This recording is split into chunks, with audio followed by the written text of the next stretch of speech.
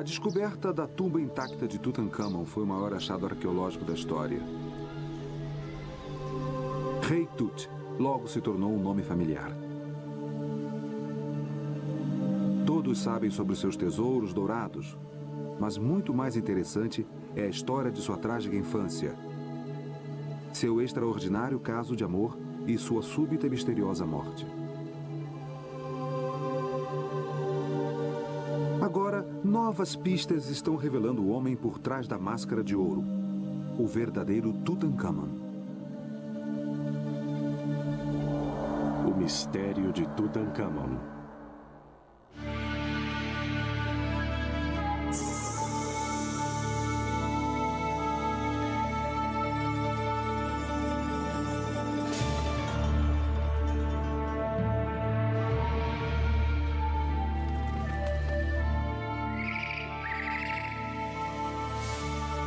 Os grandes egípcios.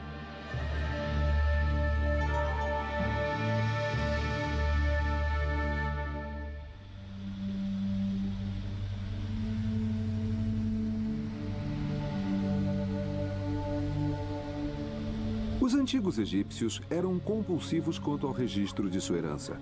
Eles escreviam tudo, sobre as batalhas, prisioneiros, oferendas feitas aos templos e o mais importante, sobre os seus reis.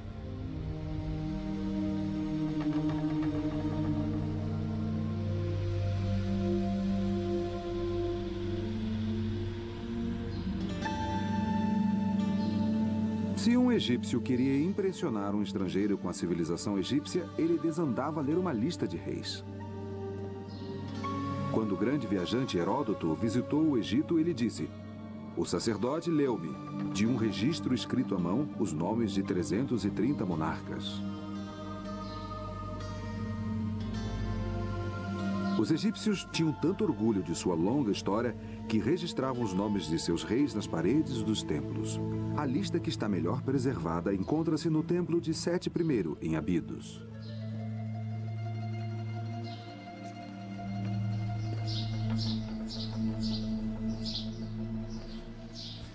Aqui estamos no corredor dos antigos. Há 3.000 anos, um ritual religioso muito importante ocorreu aqui. Sete I, lendo os nomes de seus ancestrais, garantiu que eles receberiam alimentos no mundo por vir. Este é Sete. E este jovem com uma trança sobre a face é um príncipe chamado Ramsés, que depois ficou conhecido como Ramsés o Grande. Em sua mão, ele segura um rolo de papiro. Ele está lendo os nomes. E aqui estão os nomes dos reis. Eles vão de Menes, o fundador do Egito, ao próprio Sete. Cada nome está numa cártula.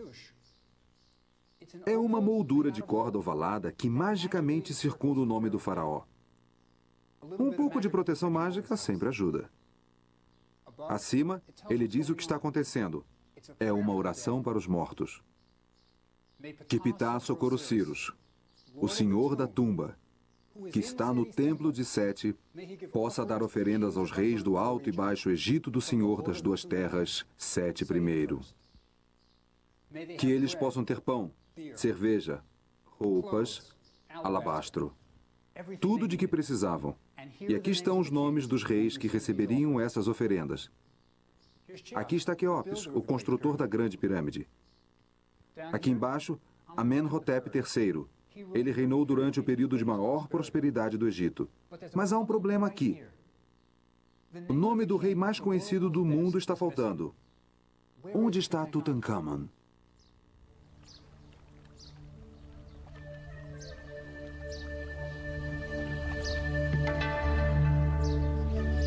Para começar a desvendar o mistério de Tutancâmon, é preciso começar aqui, em Tebas, a antiga capital do Egito.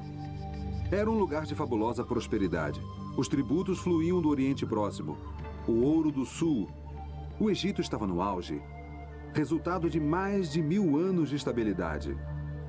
Por séculos, os mesmos deuses eram adorados. As margens do Nilo transbordavam regularmente e as explorações militares do faraó garantiam a contínua prosperidade. O poeta grego Homero escreveu: Tebas do Egito, mas as maiores possessões encontram-se nas casas.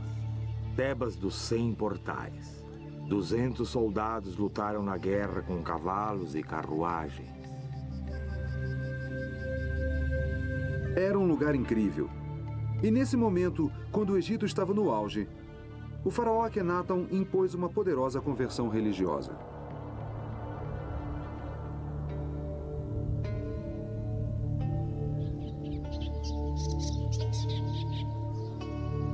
O divino e absoluto soberano do Egito tornara-se um herege.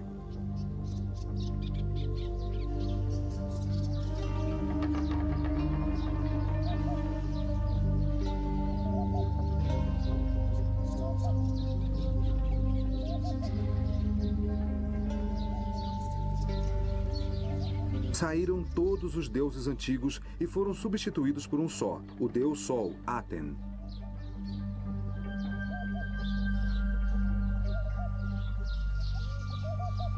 Com um pequeno séquito de seguidores, ele mudou a capital da gloriosa Tebas para um descampado desértico a 150 milhas da moderna Cairo, um local hoje chamado de Tel El Amarna. Foi aqui, durante este período único dos 3.000 anos de história do Egito, que Tutankhamon nasceu. O faraó Akhenaten começou a construção de sua nova cidade, estabelecendo marcos de fronteira para definir os seus limites. Ele proclamou que havia um só Deus, o Aten, o Deus Sol. E todos os deuses familiares que os egípcios haviam adorado por anos haviam partido. Não havia mais Osíris, o deus dos mortos, ou Anubis, o deus da mumificação com cabeça de chacal. Não mais Hathor, a deusa da música e do amor, e Bes, o anão com cabeça de leão tocando o seu tamborim. Havia apenas Aten, o disco solar, cujos raios davam vida a tudo.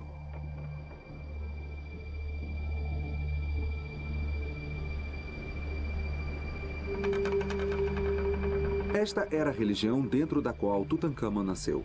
Mas essas não eram as únicas mudanças realizadas por Akhenaton. Da noite para o dia, mudou o estilo da arte, de formal para naturalista. Onde antes o faraó era retratado musculoso e vigoroso, Akhenaton era mostrado grotesco e deformado.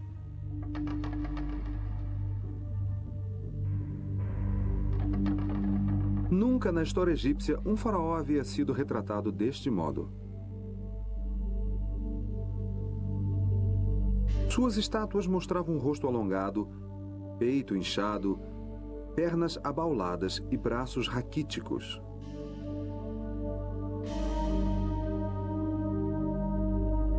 Até mesmo a esposa do faraó, a famosa Nefertiti, apresentava braços compridos e um pescoço descomunalmente alongado. Suas 6 filhas, as princesas, foram retratadas com cabeças hidrocefálicas, deformadas, com o crânio projetado para trás.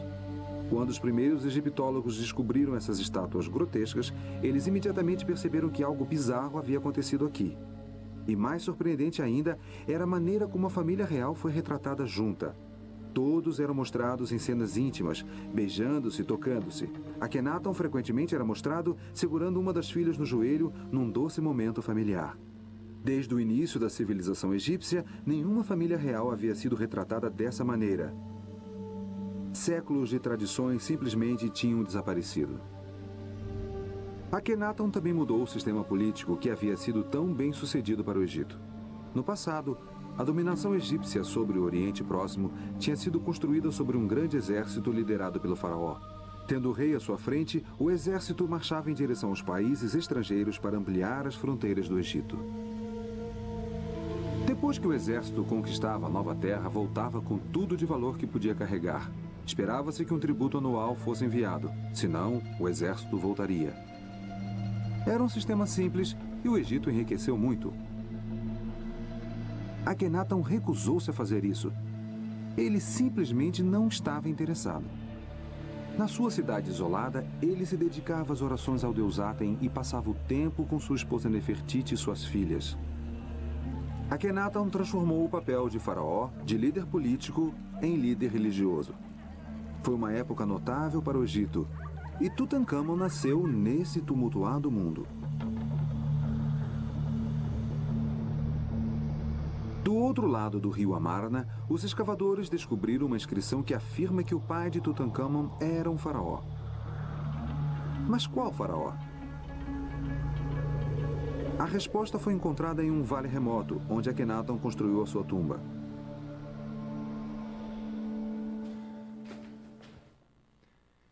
É aqui que teremos nossa primeira visão do verdadeiro Tutankhamon, o homem por trás da máscara dourada. Está nesta parede danificada. É realmente difícil de ver, mas você verá pistas que são absolutamente singulares na história egípcia. É uma cena da morte de um membro real. Veja este bebê aqui. Ele está no colo de uma enfermeira. E aqui temos um homem com um leque. Isso significa que é um nascimento real. E aqui, Akhenaton e Nefertiti. Eles estão de luto jogando areia sobre suas cabeças. Uma tradicional maneira de demonstrar luto. Aqui está a cama onde a princesa morreu. E aqui está ela. A morte desta princesa permitiu que Jeffrey Martin, um dos maiores egiptólogos do mundo, fizesse uma importante descoberta.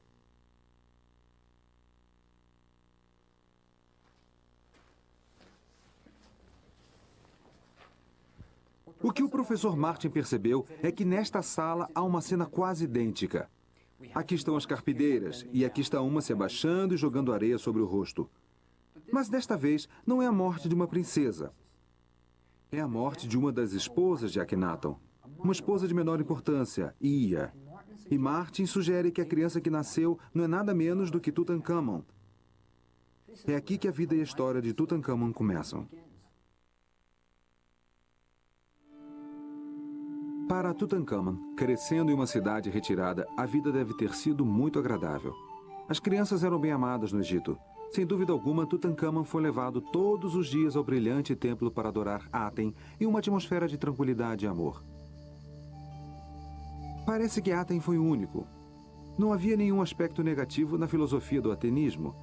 Este não era um deus zangado, ansioso para punir crianças travessas. E do conteúdo da tumba de Tutankhamon, podemos ter uma vaga ideia da personalidade do jovem faraó. Ele aparentemente era um apreciador de vinho, pois foi enterrado com quase 3 dúzias de jarros de bom vinho. Um homem comum bebia cerveja, pois o vinho era reservado às classes mais altas. Então a adega de vinhos que Tutankhamon levou consigo para o mundo inferior era um tesouro e tanto. Mas todos esses luxos seriam de pouco consolo frente às tragédias que breve cairiam sobre o jovem rei. Enquanto Tutankhamon estava crescendo, um dos mais ambiciosos e astutos membros da corte chamava-se Ai. Sua tumba, entalhada nos rochedos íngremes de Amarna, é a maior de todas as tumbas dos nobres. Agora, aqui está o nosso homem, Ai. E sua mão está em uma posição de adoração. Ele está adorando o único Deus admissível aqui. Ele está adorando Aten. Atrás dele está a senhora Ai. Ela está vestindo uma linda peruca, há um cone de incenso sobre a sua cabeça e as suas mãos estão na mesma posição. Ambos estão adorando Aten. Agora, se você quer ver as recompensas que isso traz, venha até aqui.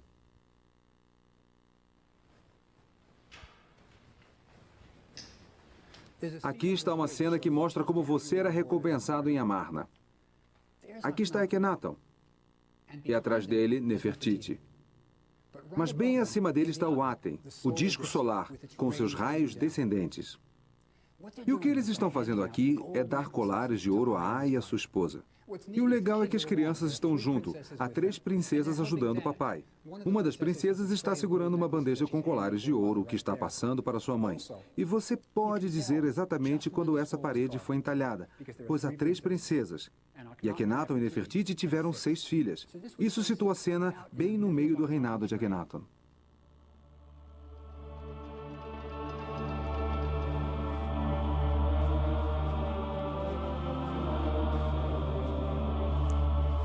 E como em todo o resto de Amarna, aqui também existe um mistério. Veja essas colunas. Estão inacabadas. A tumba não está completa. Quando os operários chegaram neste ponto, eles deitaram as suas ferramentas e nunca mais voltaram.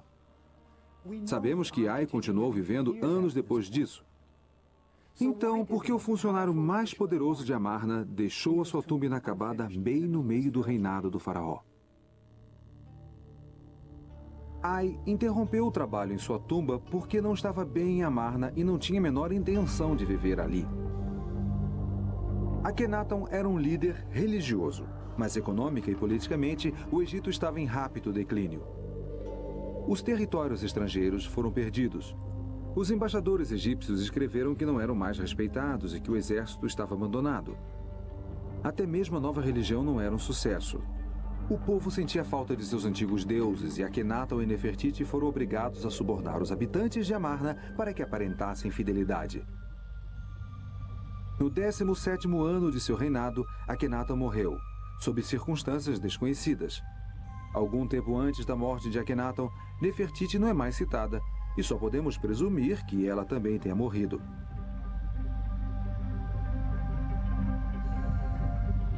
Em pouco tempo, a cidade de Amarna ficou deserta. Uma indicação de quanto todos queriam esquecer o episódio de Amarna está no famoso busto de Nefertiti. Uma das maiores obras de arte da história do mundo foi deixada para trás, na prateleira de um escultor. Ninguém a queria.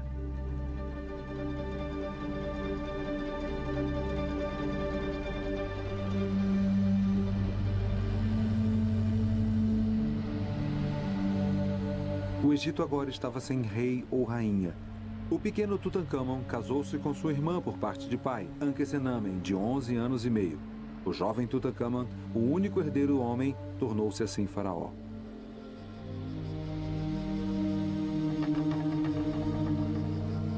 A Revolução de Akhenaton havia representado uma mudança muito grande para um Egito conservador. Tebas, com seus 2 grandes templos, tornou-se novamente o centro religioso do país, onde milhares de sacerdotes, negligenciados durante os 17 anos da experiência de Amarna, finalmente puderam retomar os seus rituais e adorar os deuses do Antigo Egito. Tutankhamon, acompanhado de sua jovem esposa Ankhesenamen, passou a morar no palácio de seus ancestrais. Imagine como deve ter sido para o jovem ser arrancado do único lar que ele conhecia e levado para uma cidade que ele nunca havia visto.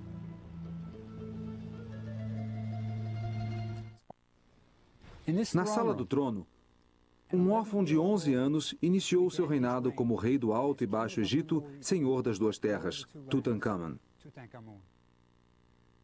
Mas é certo que o jovem Tutankhamon não tomava as decisões de Estado. Com certeza era Ai, promovido ao papel de vizir, o maior cargo oficial da nação, que estava determinando o destino do Egito.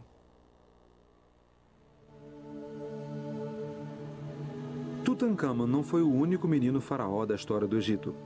Uma carta, escrita 1000 anos antes por um outro menino rei, lembra-nos que apesar de Tutankhamon ser o rei do Alto e do Baixo Egito, ele também era uma criança. Durante o reinado do jovem Pepe II, seu vice-rei, Tunúbia, escreveu-lhe para dizer que estava voltando com um pigmeu. Um excitado Pepe respondeu com instruções. O vice-rei ficou tão honrado ao receber esta longa carta do jovem faraó que fez com que ela fosse esculpida na parte externa de sua tumba em Assuã para que todos vissem. Venha para o palácio imediatamente. Deixe tudo e traga o pigmeu. Quando ele descer com você para o barco, que ele seja guardado por um homem forte de cada lado. Cuidado para ele não cair na água. À noite, quando ele dormir, escolha homens de sua confiança para dormir com ele na sua tenda. Inspecione-o 10 vezes por noite. A minha majestade deseja ver esse pigmeu mais do que os frutos do Sinai e de Punt. Ele pode ter sido um faraó, mas ainda assim era uma criança. Nas suas jovens vidas, Tutankhamon e sua esposa Ankhesenamen já tinham visto muitas tragédias. Eles devem ter criado laços fortes durante o devastador resultado da morte de seu pai, Akhenaton. E após a morte de Akhenaton, não há menção alguma à rainha Nefertiti, que provavelmente morreu na mesma época.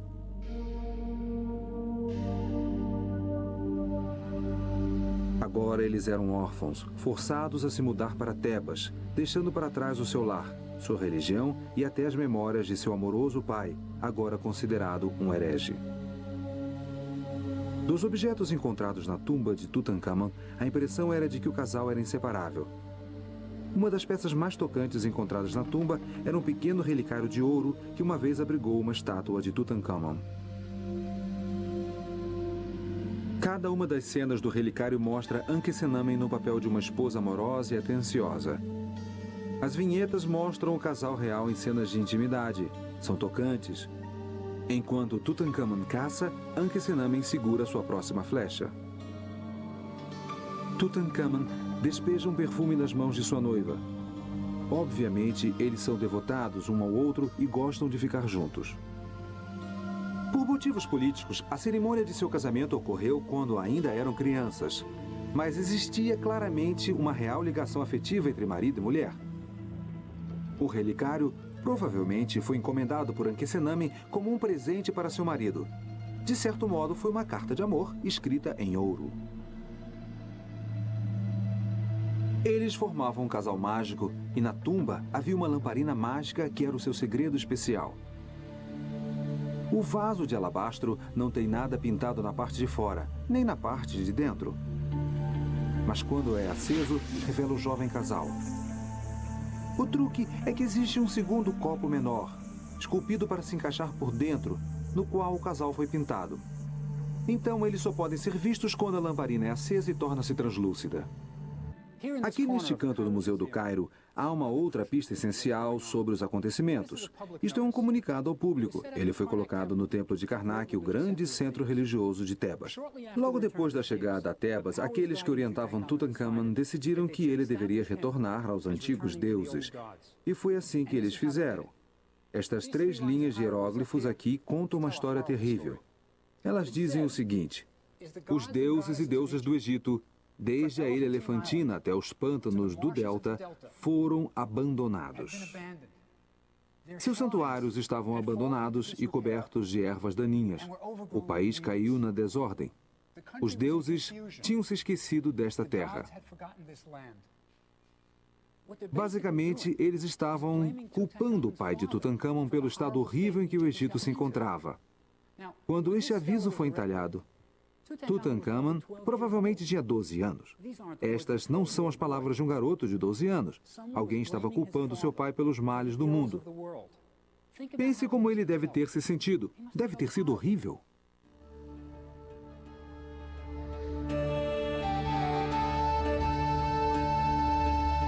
Quando Tutankhamun voltou para Tebas, uma das primeiras coisas que fez foi completar um monumento começado por seu avô, Amenhotep III.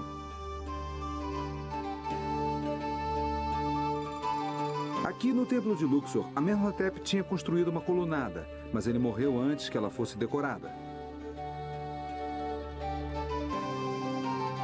As cenas que Tutankhamun escolheu são do mais importante e tradicional festival em Tebas, o Festival de Apet.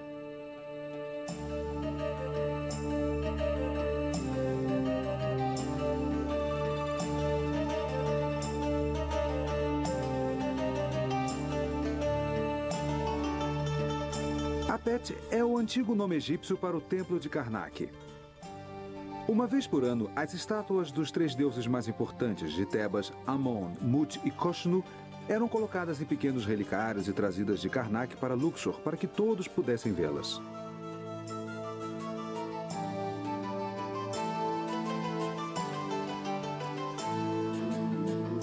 Havia procissões e as mesas eram empilhadas com peças de carne como oferendas para os deuses. Músicas, palmas, cantos e danças. Era um momento de excitação e Tutankhamun retratou tudo isso.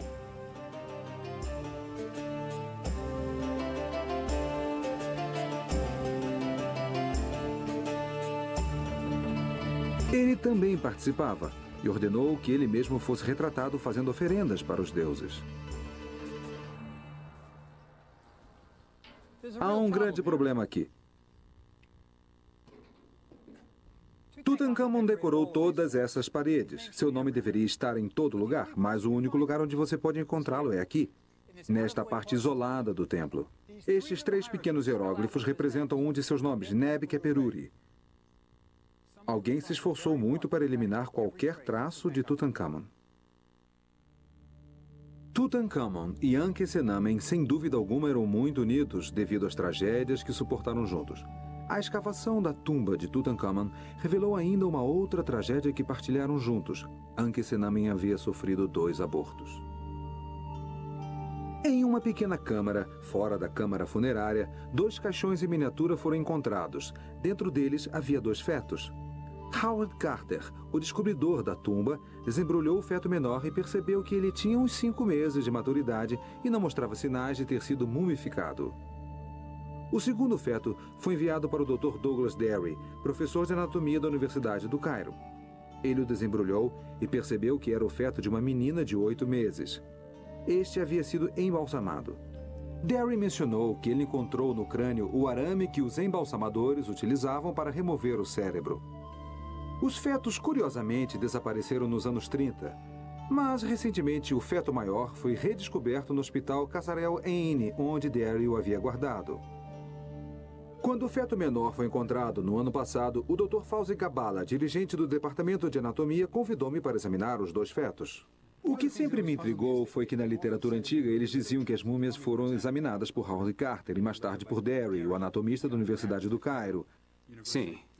Sim. Disseram que os 2 fetos, quer dizer, Ankhesenami teve 2 abortos, esse foi o maior. E disseram que o menor não foi mumificado porque eles não viram uma incisão na parte inferior do abdômen. Mas aqui, vamos dar uma olhada.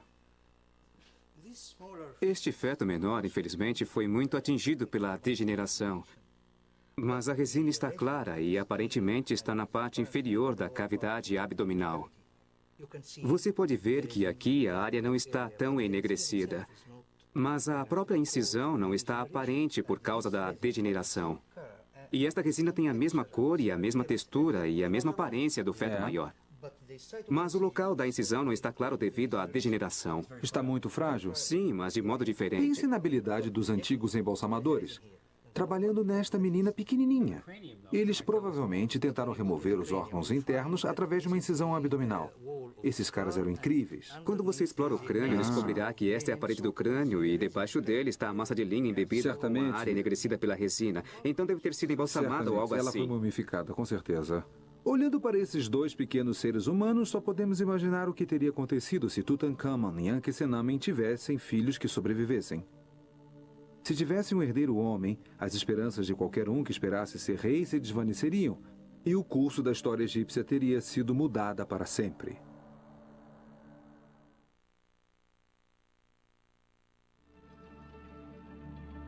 E ocultando-se nas sombras estava o pior pesadelo do menino rei. Logo após Tutankhamun ter sido coroado rei, Ai tornou-se vizir do Egito, o equivalente a primeiro-ministro. Ele, indubitavelmente, tinha uma grande influência sobre Tutankhamun e sobre as suas decisões. Além de aconselhar o rei e ministrar a justiça, o vizir tinha um outro poder extremamente importante. Ele controlava o acesso ao palácio. Ninguém podia entrar ou sair sem o seu conhecimento e permissão.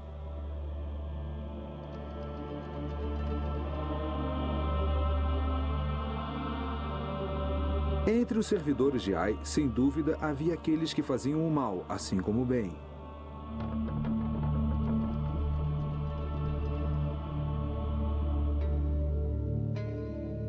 Uma das raras imagens que temos de Tutankhamun em seu papel oficial como faraó está na tumba de Oi, seu vice-rei para Núbia. Aqui podemos ver o jovem rei realizando seus deveres oficiais sozinho.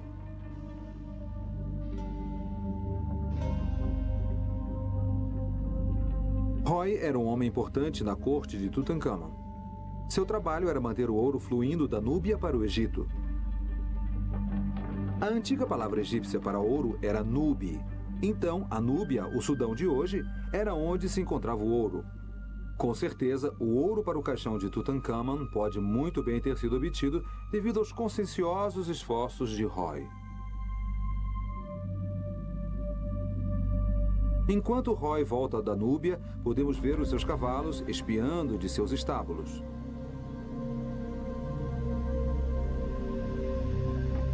A decoração de sua tumba é dominada por núbios, trazendo seu tributo a Tutankhamun.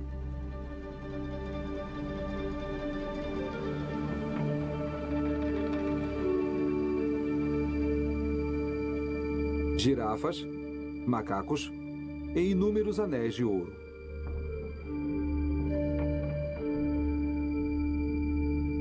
Quando Roy foi enterrado, Tutankhamun era um jovem amadurecido, capaz de pensar por si mesmo.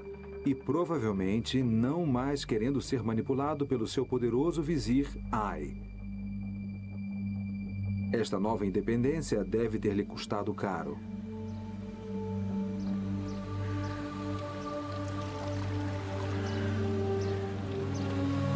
E depois, súbita e misteriosamente, com apenas 20 anos de idade, Tutankhamon morreu.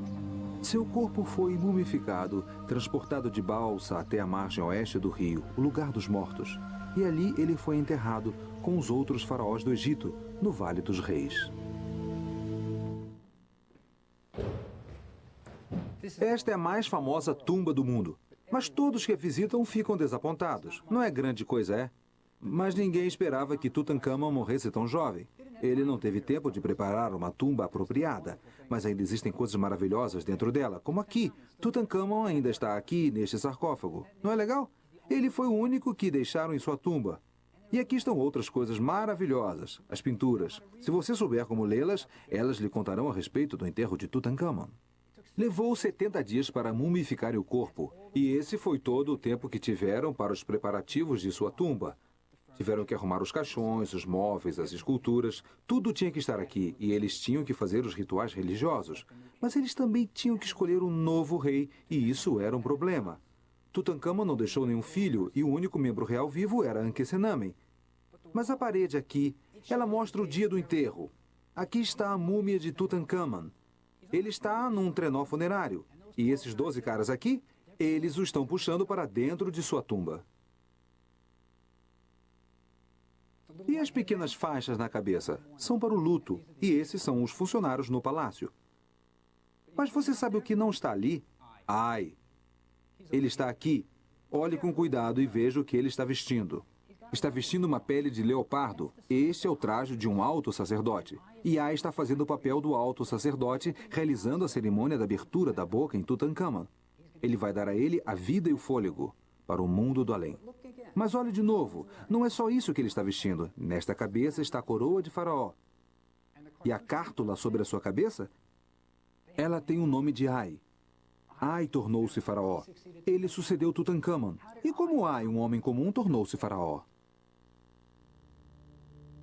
Ankhesenamen deve ter ficado de coração partido com a súbita morte de Tutankhamon, seu jovem esposo.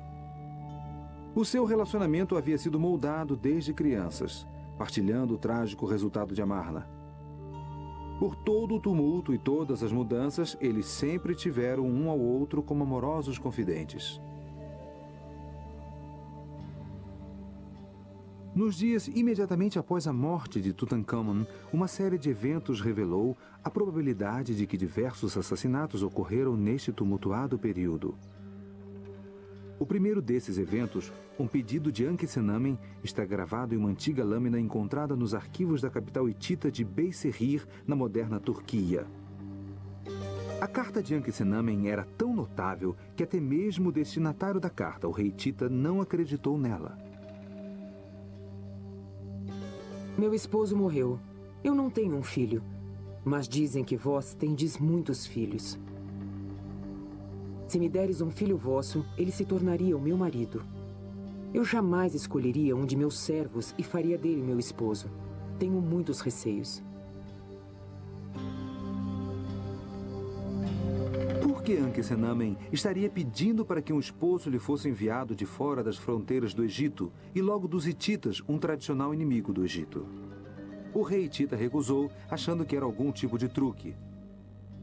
Desesperada, Ankhesenamen escreveu-lhe novamente. Por que dizeis, eles podem tentar enganar-me?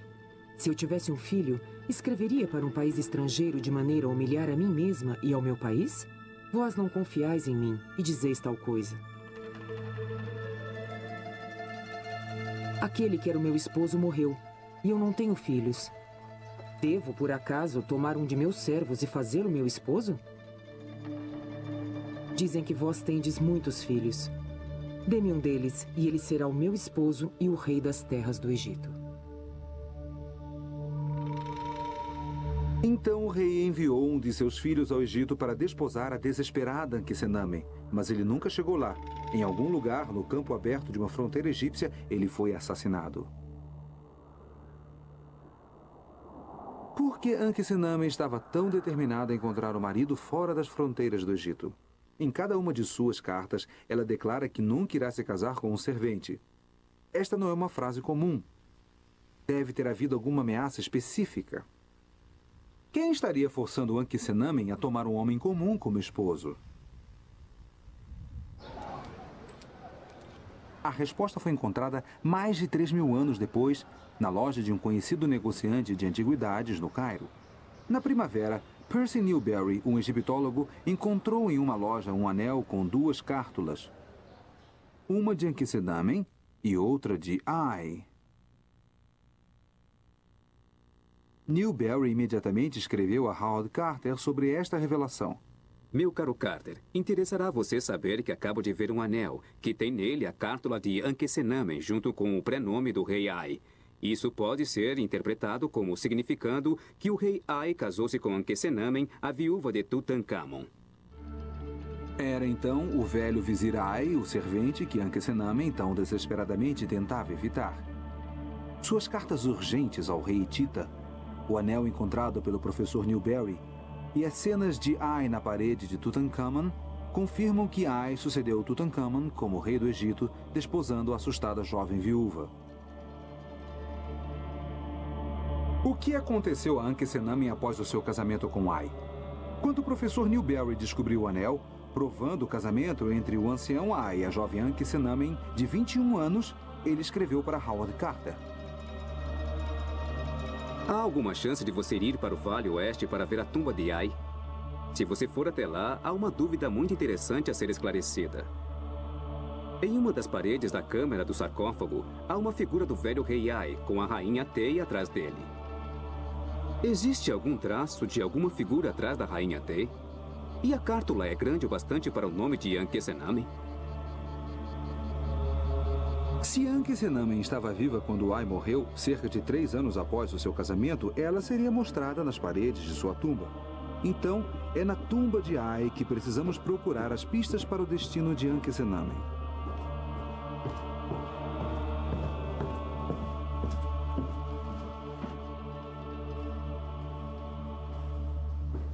Ai mandou pintar várias cenas nas paredes de sua tumba. Estas são religiosas. Mostram os deuses recebendo Ai, as orações estão sendo feitas por ele. Mas aquela que interessava ao professor Newberry, a cena que irá nos contar a respeito de Ankhesenamen está aqui. Aqui temos Ai. Ele está caçando nos pântanos. E Ankhesenamen devia estar com ele. Ela é sua esposa, é a rainha do Egito. Mas esta cártula aqui é curta demais para o seu longo nome. Ele tem o tamanho certo para o nome da primeira esposa de Ai, Tei. E esta figura aqui é Tei, mas não há espaço para Ankhesenamen atrás dela. E os hieróglifos nos dizem que Tei é a rainha do Egito. O que aconteceu a Ankhesenamen? Para Tei poder se tornar rainha, Ankhesenamen teria de ter morrido. Assim como para Ai tornar-se rei, Tutankhamon teria de ter morrido. Só podemos imaginar que Ankhesenamen sofreu uma morte semelhante àquela do príncipe Tita e de Tutankhamon. Poderia se tratar de um serial killer? Ai poderia ter matado em seu caminho para o trono?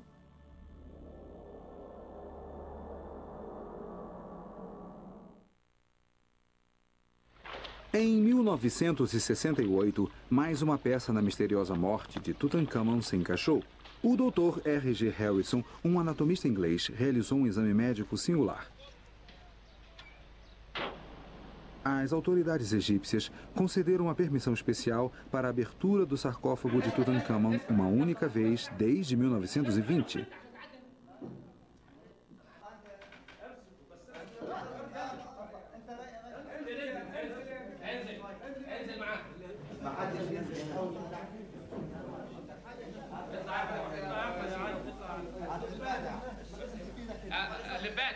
Observado por turistas impressionados, o corpo mais uma vez foi revelado.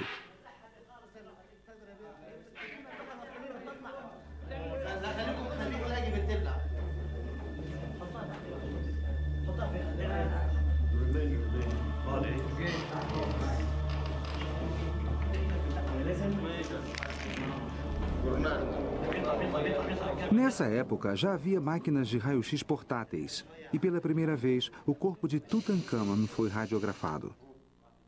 Os resultados foram dramáticos, pois Harrison identificou evidências de um golpe na parte de trás do crânio do rei morto. Isto está dentro dos limites normais, mas na verdade pode ter sido causado por uma hemorragia sob as membranas que recobrem o cérebro nesta região. E isto pode ter sido causado por um golpe na parte de trás da cabeça, o que por sua vez pode ter causado a sua morte.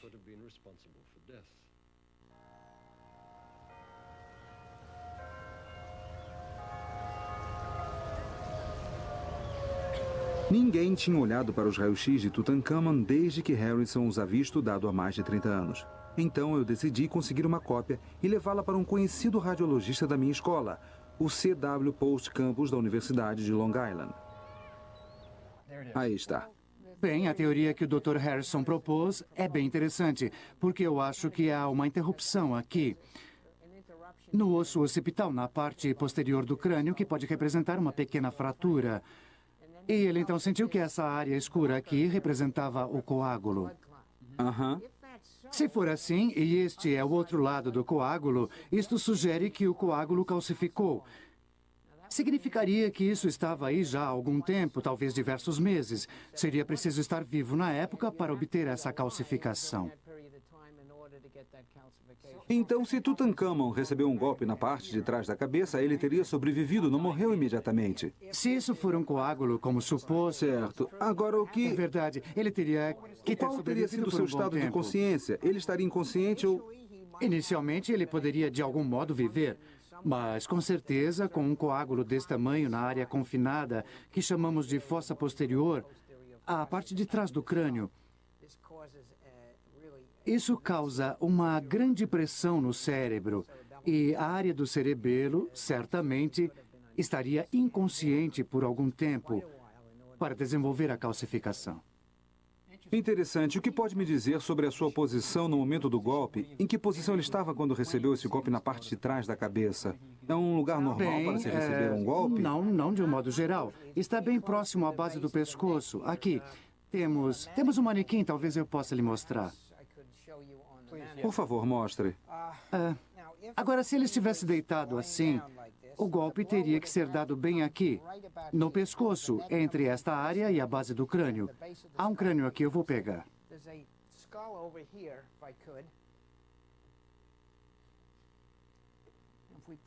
E se o pusermos na mesma posição, a coluna cervical seria aqui. Certo.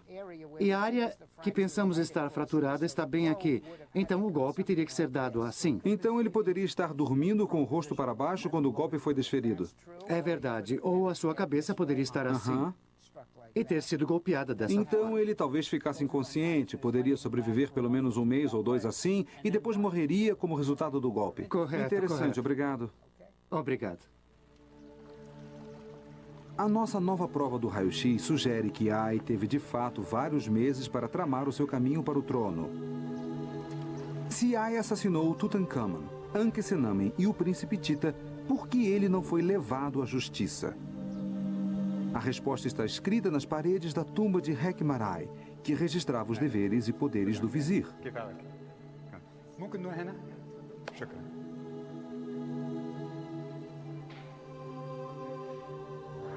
ممكن هنا؟ تمام. Ah, aqui está o segredo. Que ninguém julgue no domínio do vizir. É ele quem deve punir o faltoso. Em outras palavras, ninguém pune o vizir. Não temos uma arma fumegante, mas está claro que Tutankhamon, Ankhesenamen e o jovem príncipe Tita todos tiveram que morrer em alguns meses para que Ai se tornasse faraó. Era Ai, como vizir, que poderia arranjar para que Tutankhamon fosse morto no palácio. Era Ai que poderia arranjar para que o jovem príncipe Tita fosse morto nas fronteiras do Egito.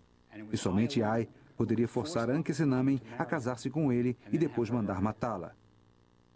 Esta estranha sequência de eventos que ocorreu há 3.000 anos em Tebas foi toda em benefício de Ai. No final, os esforços de Ai trouxeram poucas recompensas. Ele morreu 3 anos após tornar-se rei. Sua tumba foi roubada, sua múmia foi destruída, seu nome foi apagado e os objetos preciosos que ele planejava levar consigo para o mundo além foram roubados.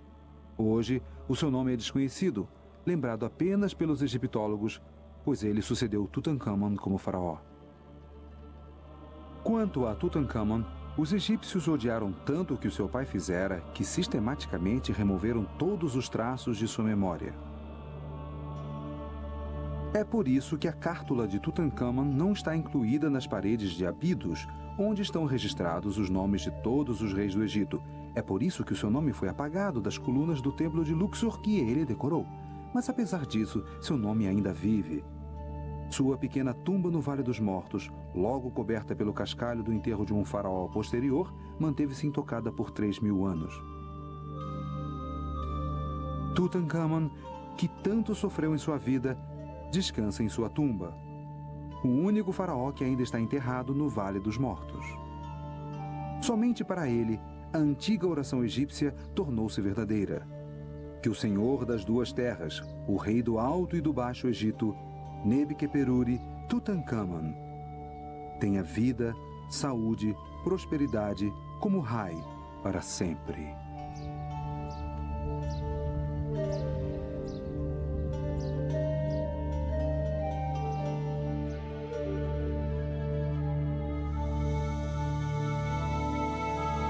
Versão brasileira. Tempo Filmes, São Paulo.